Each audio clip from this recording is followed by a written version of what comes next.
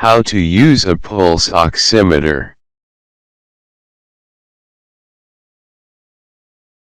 Pulse oximetry is a measure of how much oxygen is in the blood. Steps involved. Firstly, remove the back cap and insert batteries. Position your finger in the device correctly, pointing towards the LED light inside.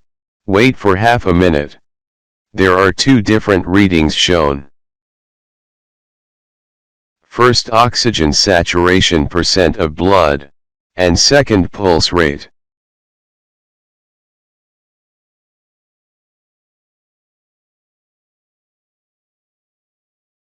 Ideal pulse oximeter readings.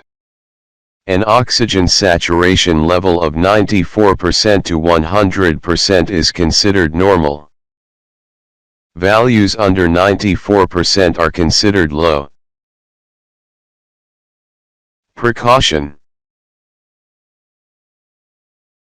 Warm up your fingers before placing in the device.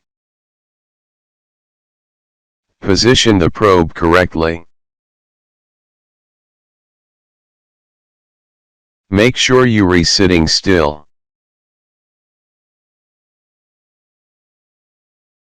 Remove any nail polish, finger tattoos or henna dye.